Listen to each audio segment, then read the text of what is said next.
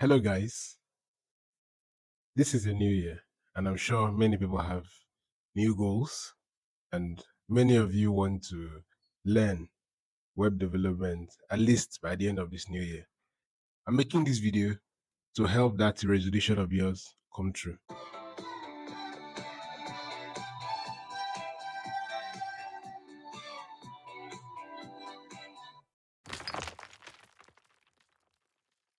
There are lots of things to learn before you can actually call yourself a web developer. And learning these things can take up to a period of 12 months. So I'm going to break it down so that you know what to start first and the duration of time you should spend doing that.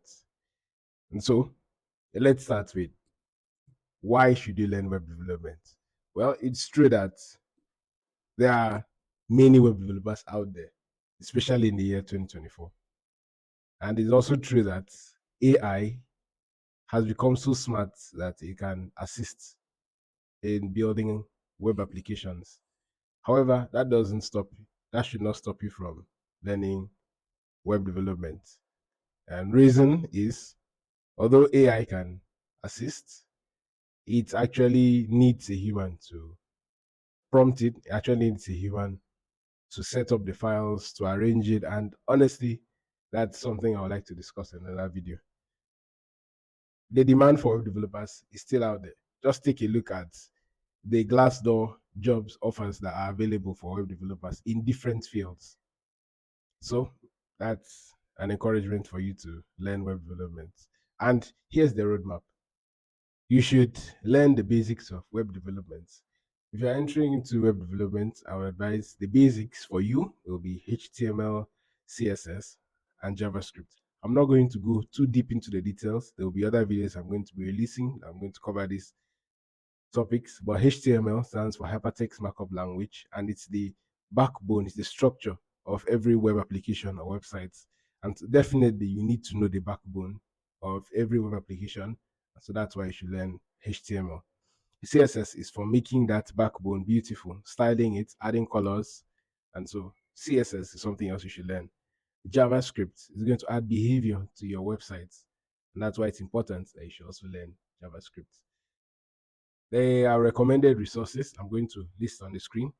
The MDN Web Docs.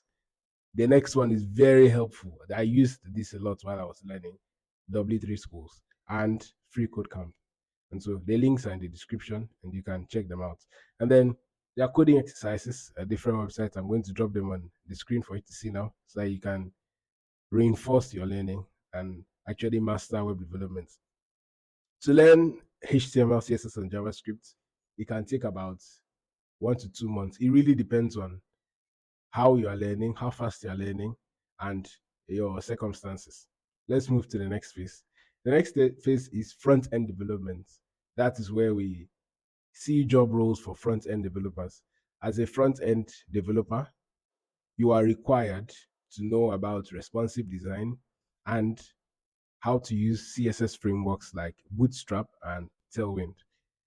You would also get an introduction to libraries like JavaScript libraries like React.js and Vue.js.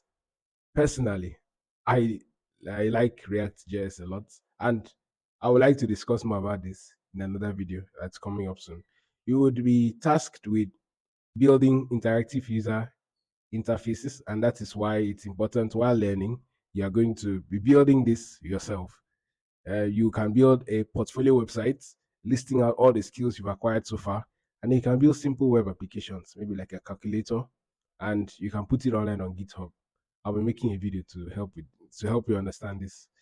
So when it comes to web development, you can end here, or you can move further to learn back-end development. In back-end development, you'll be tasked with developing the server-side part of the application. And the server side, you handle things like database. Let's take an example, Facebook. When you log into Facebook, what you are seeing is the front end.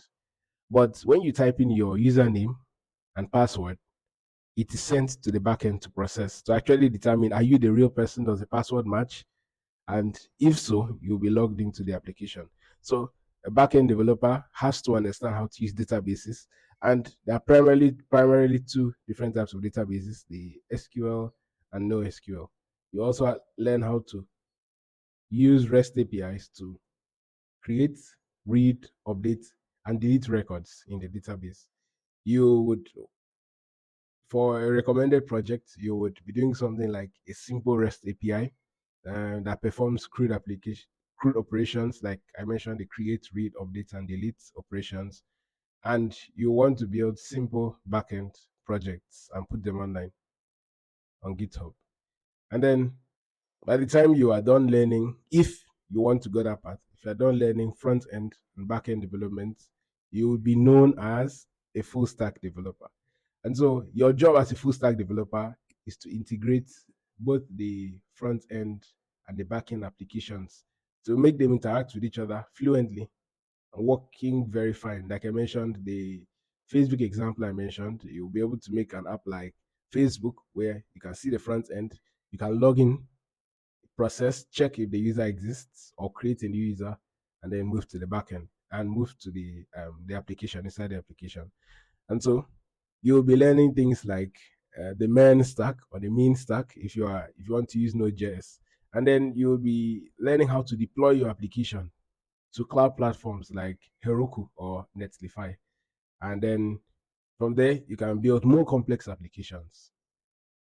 Okay, and that will take you. That can be on your month 7 and on your month 8. Then you will learn version control and collaboration on your month 9 and or your month 10. It really depends on how fast of a learner you are and on your understanding. It's okay to take some time to really understand what you're doing. For version control, you learn Git and GitHub. You learn how to push your code online and how to collaborate with others when they push theirs online as well. You also learn of agile development. The whole point of GitHub is to be able to store your code. It also helps you to collaborate with others efficiently. So if you're working in a team, you'll be given a task to build a feature, and your teammates will also build their feature, and to bring that code together to merge it into the single code base. That's why it's important for you to learn version control. There are other technologies you would learn along the way. You can spend the last 2 months of 2024 learning tools like Webpack, like Babel.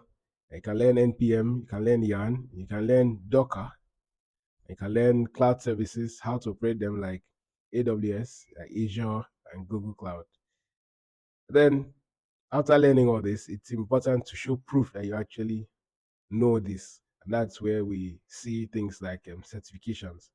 There are certifications like free code camp certifications. You can learn the responsive web design, JavaScript algorithms, front end development, and much more. There's also Microsoft Certified, where they certify a user based on their knowledge on how to use Azure. Then, same thing goes for Google Cloud and AWS. There's a doc when you learn Docker and you want to have that certificate, you get the Docker certified associate. And importantly, something that's very accessible, you can get courses on LinkedIn to get LinkedIn learning certificates. Once you are done with this, maybe almost at the end of the year 2024, you would be I would recommend and advise that you build a portfolio, put it out there so that people can see what you've done, and then